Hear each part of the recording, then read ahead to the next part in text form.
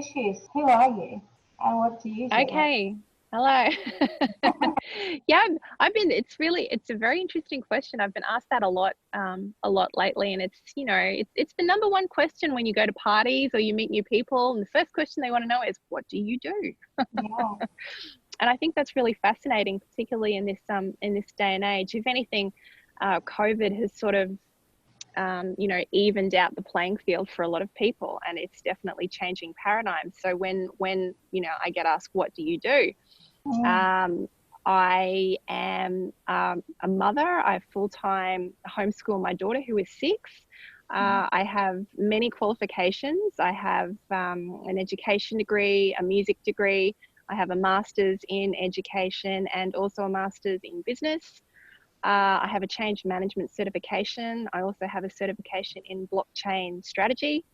And I got into the con the week I found out I was pregnant. And so that's the Conservatorium of Music. And so that was my master's of music. Yeah. So I could have had 6 degrees, but I just couldn't. My brain turned into a potato when I was pregnant. And the first subject we did was neurology, and so that wasn't going to cut it. Anything more than a few syllables, I was like, no, I think I'm just going to bow out and go and stare at the moon for 9 months. So currently what I'm doing is I spend all of my time with my daughter. Before COVID hit, I had a business that I was going to start in schools, and I was in discussion with one school. The business was an after-school coding club that taught children the basics of coding, like computational thinking and logical thinking, but without the use of screens. So without apps.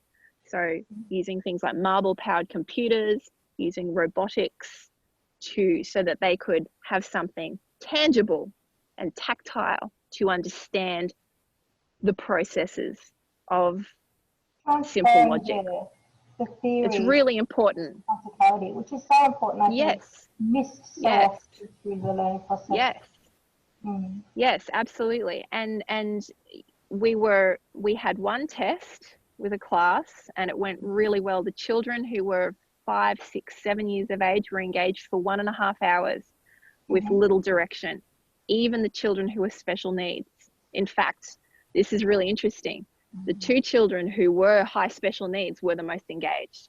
And the teacher came up to me during that session. She went, I've never seen this child so engaged in anything ever. And I went, well, that's what we want. That's fantastic. And then having discussions with the head of curriculum then,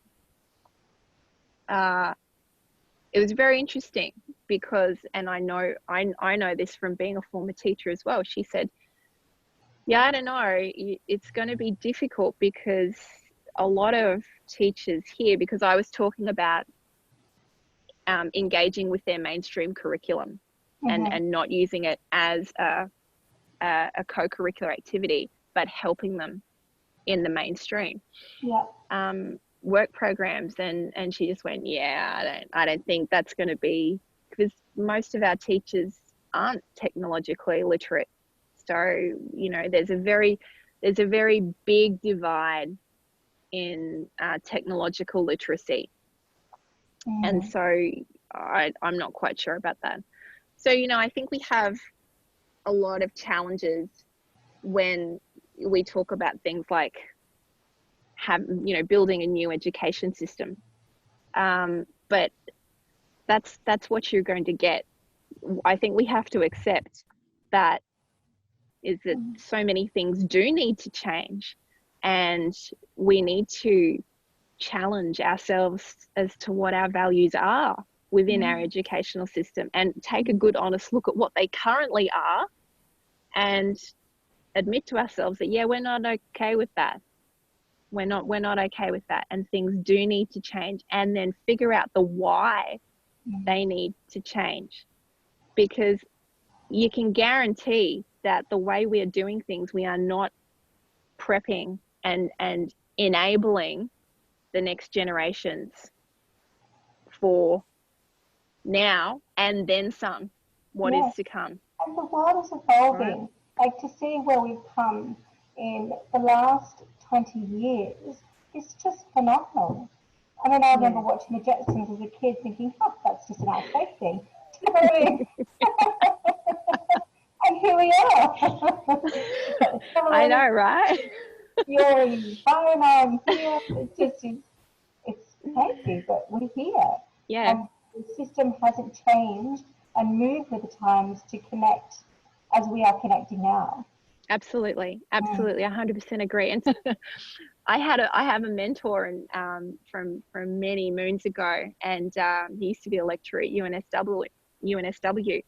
And for clarity, he used to say to me, Stephanie, problem, address the problem.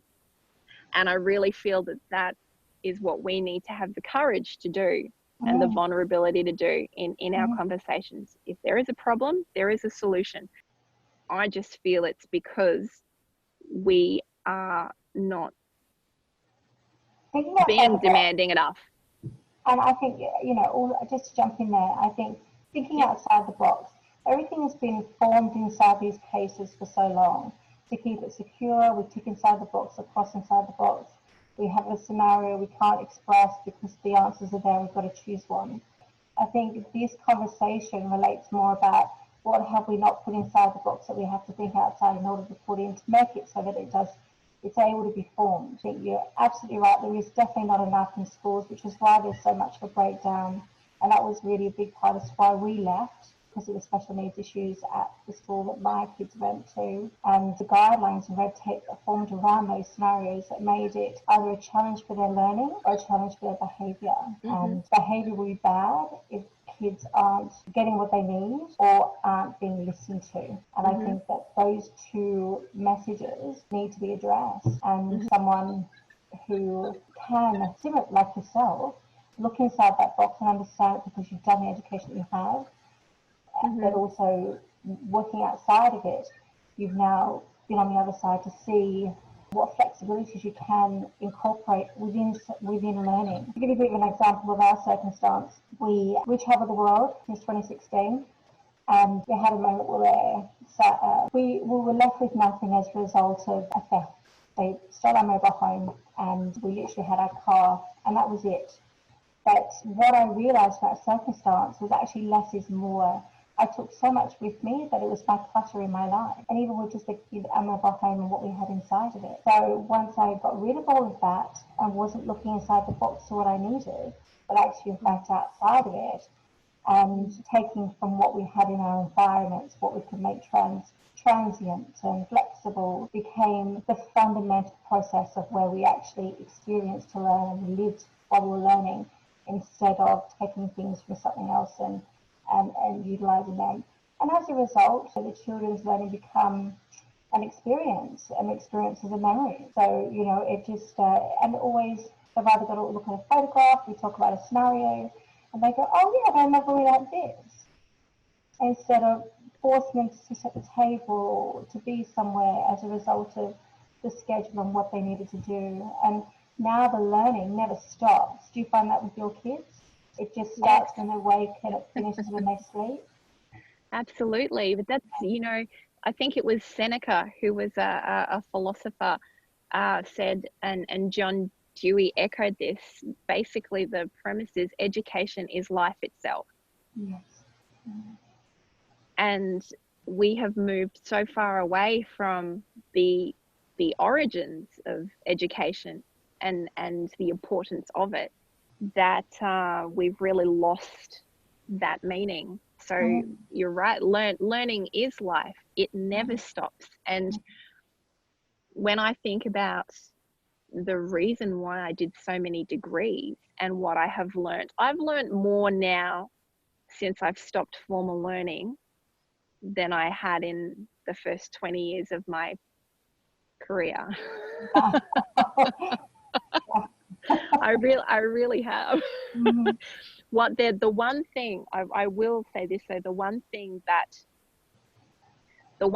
that formal education taught me, and it's because of who I am, not, you don't naturally get this because you go to uni. because I have a thirst for knowledge and I am a lifelong learner. It taught me to be a good researcher. Yes. And that's why my really big focus, if I really want to simplify it, is less content, more process. Less content, more process. That is what we need to be striving for, and that is what needs to change, you know, not only in our education system, but in everything we do.